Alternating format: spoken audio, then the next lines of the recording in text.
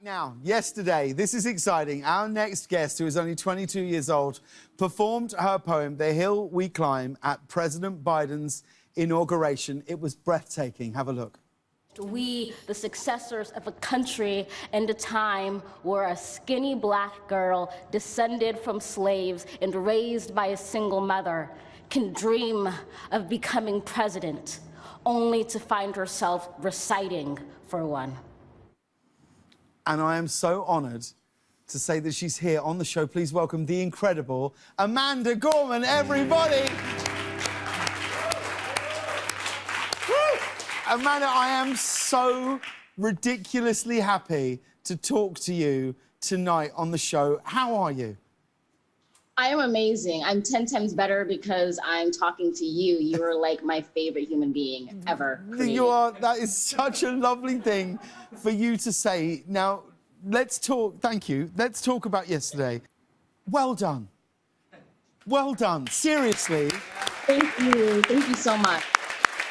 The grace with which you spoke, I found incredibly profound. And in a moment, it felt like you captured so much of how so many people were feeling, and you captured a nation's heart. How are you processing this last 24 hours and the massive positive attention that is being bestowed on you?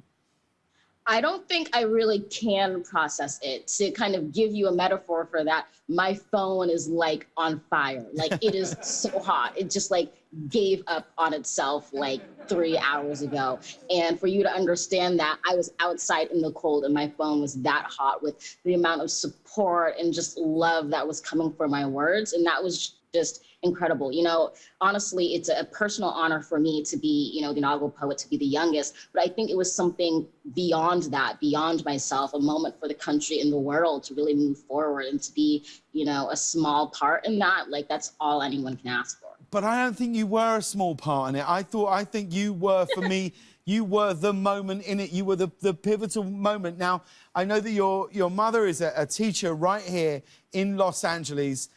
She must be beyond proud of you. I imagine so every day, but today particularly. Right.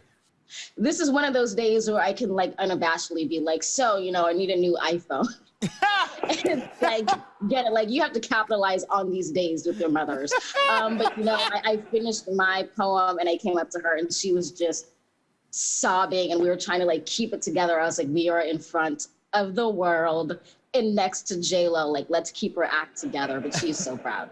I mean, so talk to me about the journey to how do you become a poet for the presidential inauguration? Who reached out to you, and when did people reach out to you? I'm very fortunate in that Dr. Biden, First Lady now, saw a poem that I recited at the Library of Congress in which I wore yellow, and she just really loved my performance, and so turns out I ended up being her first choice for an inaugural poet, and I basically get the Zoom call at the end of December. And I knew I'd been on like the long list and then the short list and the shorter list for a while, and I was just keeping my fingers crossed. I just felt, you know, I felt personally I had a very small chance of getting the opportunity because I was like, I'm 22.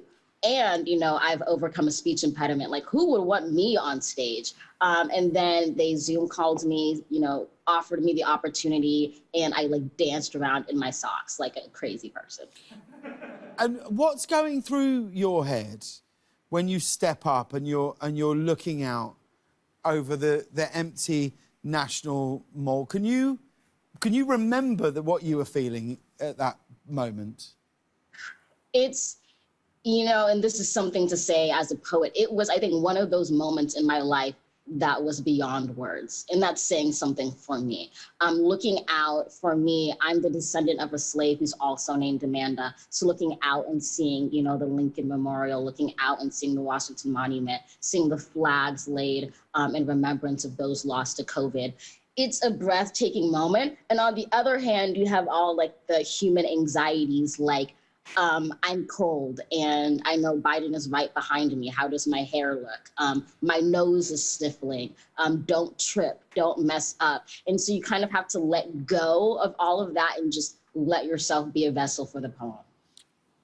And you really were. I want to cut in and say something really quickly because I would be remiss if I don't mention this. Growing up in LA, me and my sister used to always take the bus to the Grove on weekends, and we would always pass by CBS where your show was filming, and we would put our faces to the little like iron gate and be like, James Corden is inside. Maybe we should like sneak in and say hi. And we never did because we didn't want to be those two black girls who got arrested trying to like sneak in to give you a hug. So this is really a full circle moment for me. Let me tell you, you are welcome any time. I promise you that. I promise you that. Now, I know that you wrote the poem, you wrote some of the poem 2 weeks ago while the riots were happening at the Capitol. How did that day affect the poem and you finishing it? And then what was it like to be standing in the very spot where that was happening, reading the work that you wrote whilst you were watching that unfold on TV? That's a great question. When, you know, the insurrection happened at the Capitol, I had been writing the poem for a while in like fits and starts, and I saw the news and I basically locked myself in my apartment for the next whatever many hours into the night to finish it. Not necessarily because I was surprised at what had happened. I think we've seen the signs and the symptoms of this for a long time coming, but because I felt that it underscored for me the importance of having such a poem at the inauguration, of having that moment. It was something that I needed. It was something the country needed. It was something that the world needed. And so that's how I got to work. And so as I stood in this place, I was thinking, here is basically a chapel that has been violated.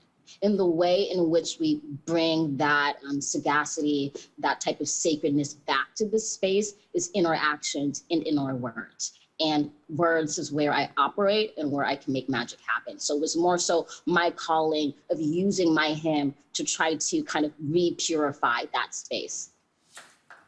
You're so impressive. You're so impressive. I don't think you understand what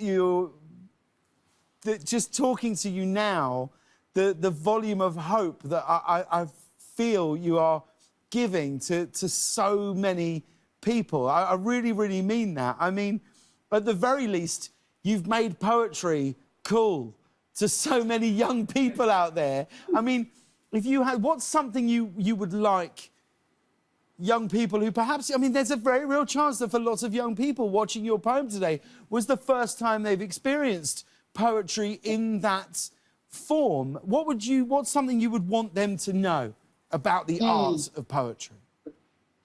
That's a phenomenal question. For me, it's to know that poetry and art in general means showing up with your best self, whoever that may be, and that in itself is beautiful. You know, hearing you talk about the grace in which I performed my poem, as someone who's had to like work for years to overcome a speech impediment, that means everything to me. It means that I can still show up and carry this history and this background with me and still be more than worth it and more than enough. And I hope that that's what other young people see from this today. Whether you're a poet or not, an artist, a dancer, a late night host, like the more that we can bring our authentic selves with hope into the moment, the more that moment will show up for us.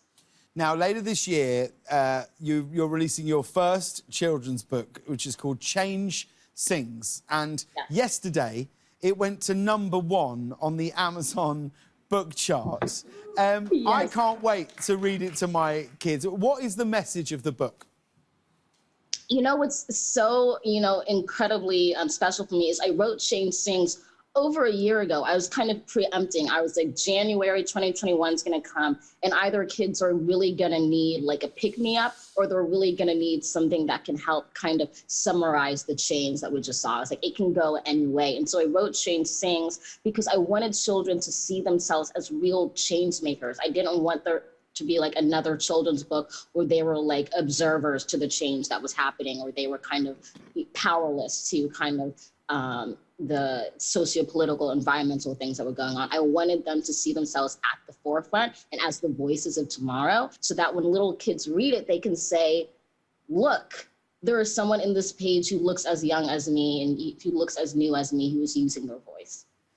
That's so wonderful. Can I ask one more thing? When you finish the poem and the inauguration's done, where do you go then? Like, what's the stuff that we don't see on TV? Do you go into a room and you're just hanging out with ex-presidents and things like that? Like, what happens then? Well, it's really strange because you're all just like at the platform and you're like, oh, we're not going to talk about the fact that Barack Obama's right there.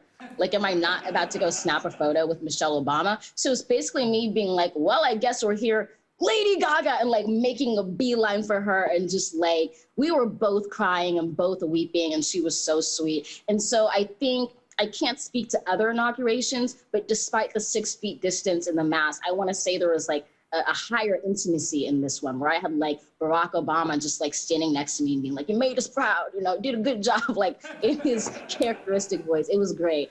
I didn't want to leave, and then Secret Service was like, no, really, like, you gotta go. Can I tell you this? I'll stay there. Can I fine. tell you I'm something? good. Can I tell you something? And I really mean this. I think you can do whatever you want. I think you can choose whatever path in your life, and I think whatever you do, it's going to be rich and meaningful for whoever is around you, for people that you know and you don't know.